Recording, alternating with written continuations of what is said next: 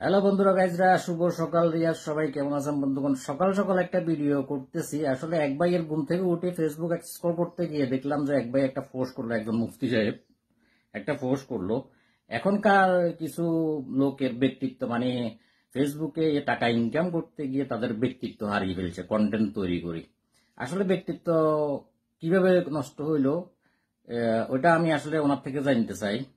কারণ উনি নিজে সারাদিন মানে ফোর্স দেন। উনি একজন কবুতর পালক, ব্যবসায়ী, অনলাইন ব্যবসায়ী। উনি সারাদিনে ফোর্স দেন। ওনার যে যে ব্যবসাগুলো আছে, কিমির ওষুধের ফোর্স দেন, চুনা পায়খানার ফোর্স দেন, কবুতরের খাবারের ফোর্স দেন, কবুতরের হাড়, ডিমের হাড়ের ফোর্স দেন, কবুতরের কি না কাছে খাবার পাত্রের, পানির পাত্রের ফোর্স দেন, সিরিঞ্জের ফোর্স দেন, হ্যান্ড ফিডিং এর ফোর্স দেন, গ্রিডের ফোর্স দেন। আচ্ছা, সারাদিনে উনি ফোর্স দিতে আছে।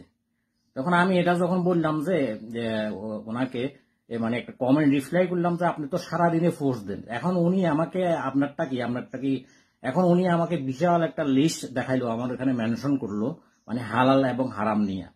এখন ইসলামের শুরু থেকে গান বাজনা এবং কি অশ্লীলতা, এগুলো তো হারামে, অবৈধ কাম বা কাউকে ঠকানো, এগুলো তো হারাম ইসলামের শুরু থেকে আমরা জানি। আমরা মুসলমান হিসেবে এটা আমরা জানি, মোটামুটি মুসলমান হিসেবে এটা অন্তত এতটুকু জানে সবাই, হালাল হারাম কোনটা।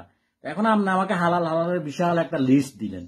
তো বিশাল একটা লিস্ট থেকে আমি বলতে চাই না, হালাল হালালের আপনি যে বিকাশে লেনদেন করেন, আপনি যে ব্যাংকে লেনদেন করেন, আপনার সৈন্যগুলো বললাম ভালো, আপনি প্রতারণা করেন না, ধরে নিলাম আপনার সৈন্যগুলো খারাপ, ভালো খারাপ না ভালো, আপনি এটা ফোর্স দেন দেখি এটা আপনার ইনকামটা ওইখান থেকে হালাল হচ্ছে, তো ধরে নিলাম এটা হালাল। তো আপনি যেখানে লেনদেন করতেছেন, যেখানে বিকাশের লেনদেন করতেছেন, যেখানে আপনি ব্যাংকে লেনদেন করতেছেন, তো এই লেনদেনগুলো আপনার কিসের মাধ্যমে হইতেছে?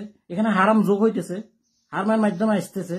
আর আপনি কবুতর ফালাও তো হারাম। আপনি বলবেন যে আমি তো হাই ফেলাই ফালি না, গেম খেলে তো এগুলো ফালি না, রেস করো তো এগুলো ফালি না, আমি ফেন্সি ফালি। তো আপনি যে খাবার বিক্রি করেন ফেন্সিয়ারের কাছে, হাই ফেলাইলের কাছে, আপনি যে রেসার যে ফালে এর কাছে খাবার বিক্রি করেন, ওষুধ বিক্রি করেন, তো এটা এখানে আপনি হারামের সঙ্গ দিচ্ছেন না?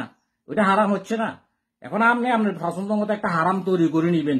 আপনি কিনা বাজে ইসলাম প্রচার করবেন, কোরআন প্রচার করবেন, হাদিস প্রচার করবেন। 1 বছর আগে আপনি বুকিং মানি নিয়ে রাখবেন ব্যাংকে, হারামের মাধ্যমে ব্যাংকে বুকিং মানি নিয়ে রাখবেন।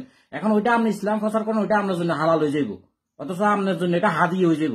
এখন আমি যদি একটা ইনকামের, এটা ইনকাম কোন একটা জনসভা, কোন একটা কিছুর জন্য আমি যদি টাকা অগ্রিম নিতাম, তাহলে আপনি বলতেন যে এটা ঘুষ। ওই আপনারটা হাদি, আমারটা ঘুষ।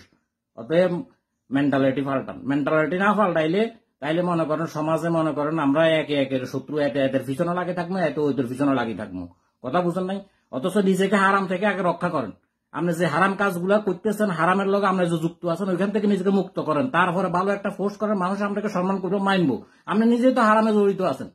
আপনার ব্যাংকের লেনদেন, বিকাশের লেনদেন, আপনি যে হাই ফেলার যারা পালে তাদের কাছে ওষুধ বিক্রি করেন, কবুতরের খাবার বিক্রি করেন, হাড়ি ফাতিল বিক্রি করেন, আপনি যে কিনা কয় যে রেসার যারা ফালে এদের কাছে এগুলো বিক্রি করেন। তো রেসার আর হাই ফেলার ফেলা হয়তো হারাম এক হিসাবে, যেগুলা দিয়ে গেম খেলা হয়, বাজি খেলা হয়, আপনি এগুলো তো হারাম। এদের কাছে আপনি হারামে এদের সঙ্গ দিতেছেন।